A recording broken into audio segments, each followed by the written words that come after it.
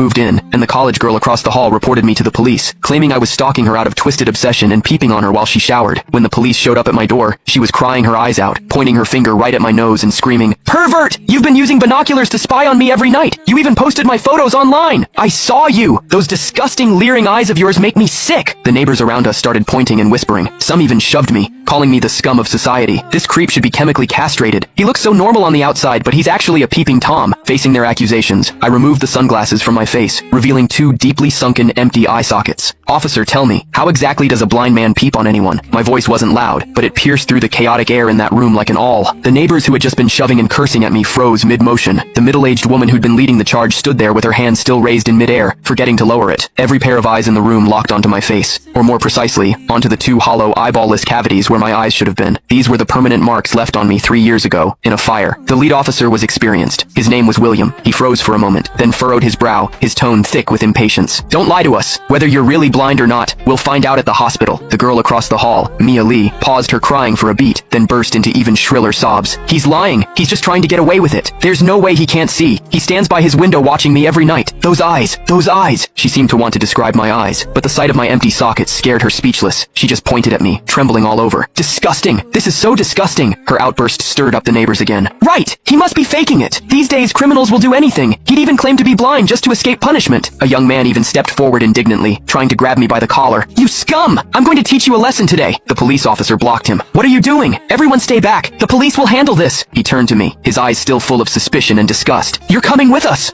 I didn't resist. I calmly held out both hands. Cold metal touched my wrists. Two younger officers flanked me on either side and led me toward the elevator. Behind me, Mia's crying mixed with the neighbors' curses into a chaotic din. "Scum of society, get out of our community. Hope you rot in prison." I could see the righteous expressions on their faces. I could also hear the pleasure in their voices as they trampled me into the mud. I stepped into the elevator. The metal doors slowly closed, cutting off the noise from outside. One of the younger officers, probably new to the job, couldn't help but ask me quietly, Are you really blind?" I tugged at the corner of my mouth but didn't answer. The other officer patted his shoulder, signaling him to keep quiet, but I knew that in their minds, the scales had already tipped completely in favor of that tearful young girl. After all, it was a young, pretty, pitiful college student on one side, and on